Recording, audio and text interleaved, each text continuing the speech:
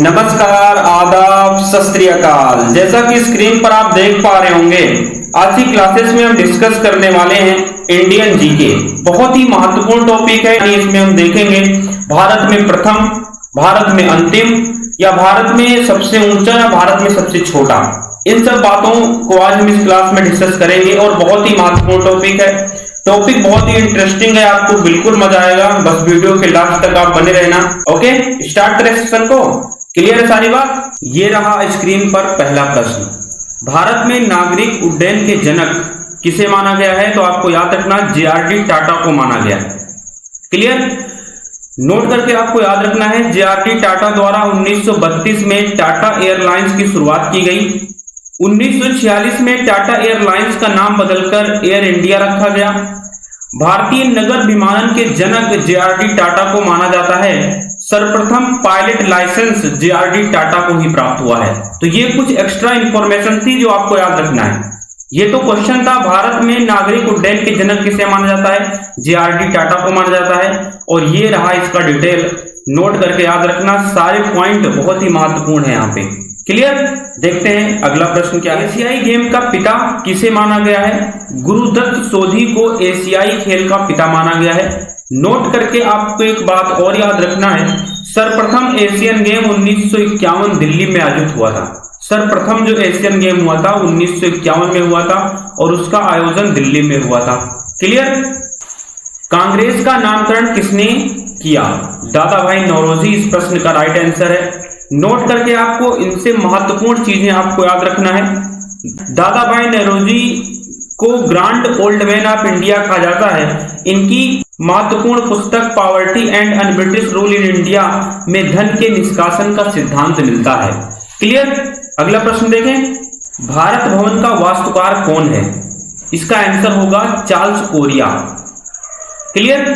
आपको एक पॉइंट और याद करना है, नोट करके, भारत भवन भोपाल मध्य प्रदेश में स्थित है। इसके वास्तुकार चार्ल्स कोरिया थे। यह भवन 1982 में स्थापित किया गया था। यह आपके लिए काफी ज्यादा इंपॉर्टेंट है, जो इंफॉर्मेशन आपको एक्स्ट्रा दी जा रही है। और सेक्शन में अगर मजा आ रहा है तो दबा के लाइक कीजिए और शेयर कीजिए अपने दोस्तों के साथ। सब्सक्राइब करने के बाद बेल आइकन को जरूर प्रेस करना, ताकि वीडियो का नोटिफिकेशन आपको टाइम पर मिलता रहे। क्लियर? अगला प्रश्न देखते हैं, दिलवाड़ा जैन मंदिर का निर्माण किसके द्वारा किया गया था? इसका आंसर होगा वास्तुपाल और तेजपाल ने किया है। इस प्रश्न का राइट आंसर ये हो गया। अब नोट करके आपको याद रखना है, दिलवाड़ा जैन मंदिर सिरोही जनपद माउंट आबू राजस्थान में स्थित है।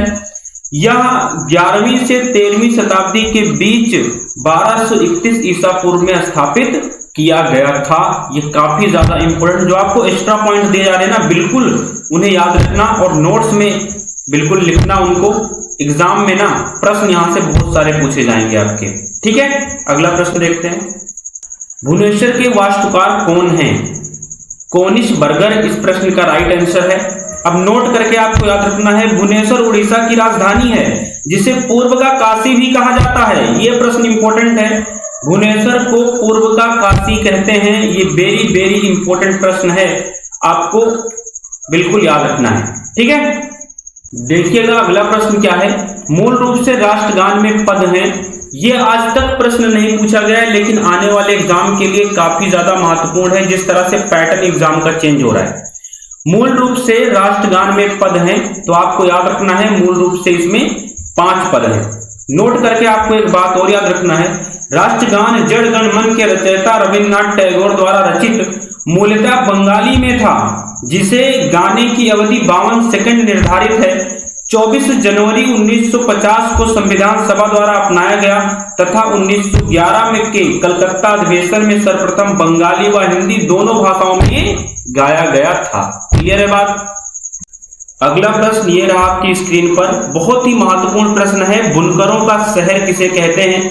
पानीपत को बुनकरों का शहर कहते हैं। नोट करके आपको एक पॉइंट और याद रखना है, पानीपत हरियाणा में स्थित महत्वपूर्ण ऐतिहासिक स्थल है। पानीपत अगर हम देखें तो ऐतिहासिक दृष्टि से बहुत ही महत्वपूर्ण है, क्योंकि यहाँ पर पानीपत के 3 युद्ध हुए हैं। प्रथम युद्ध 1526 में बाबर और इब्राहिम लोदी के बीच हुआ।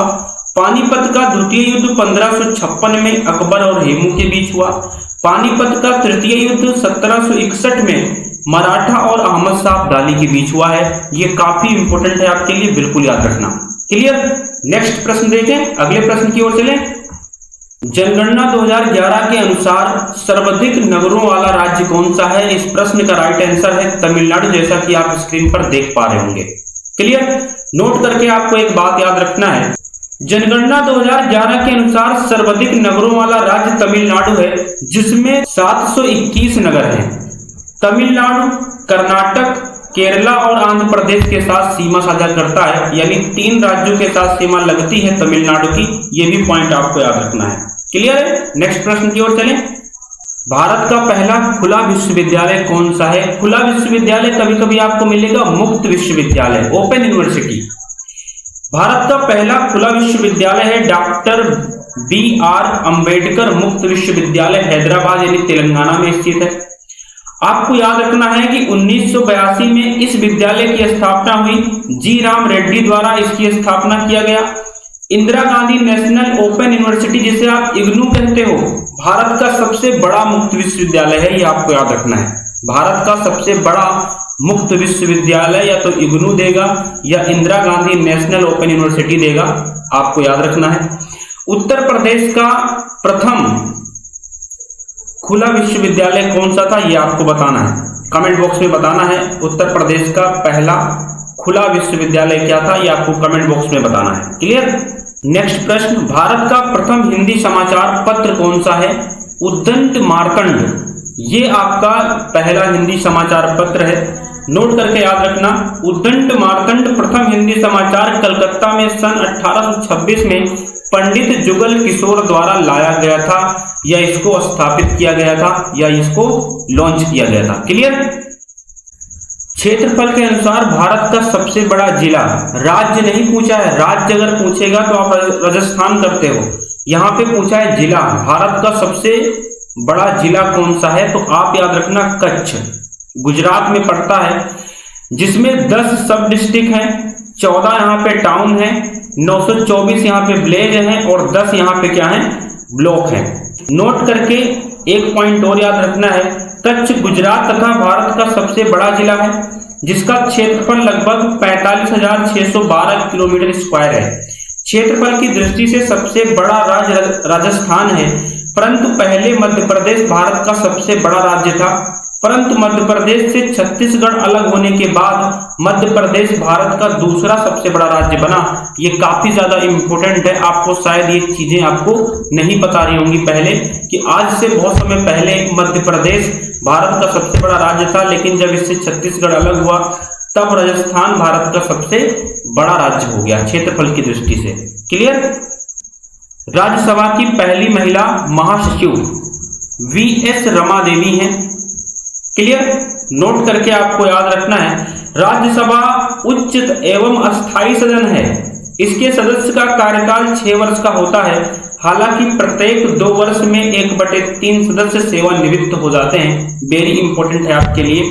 और राज्यसभा की जो चर्चा है वो अनुच्छेद 80 में है, आर्टिकल नंबर 80 में है। ठीक है। भारत के पहले उप प्रधानमंत्री कौन थे? सरदार वल्लभ भाई पटेल। सरदार इनकी उपाधि थी, बारदोली की महिलाओं के द्वारा दिया गया था। तो भारत के पहले उप प्रधानमंत्री कौन थे? तो आपको याद रखना है वल्लभ भाई पटेल। नोट करके आपको याद रखना है, वल्लभ भाई पटेल भारत के पहले गृह मंत्री भी थे। इन्हें सरदार की उपाधि बारदोली की महिलाओं द्वारा दिया गया था, जिसे गांधी ने संपूर्ण भारत में फैलाया। 31 अक्टूबर को एकता दिवस के रूप में मनाया जाता है इनके जन्म दिवस को। गुजरात में नर्मदा नदी के किनारे साधु बेट द्वीप पर statue of unity Sardar Vallabh भाई पटेल की 182 मीटर ऊंची प्रतिमा है, जिसके वास्तुकार राम सुतार थे।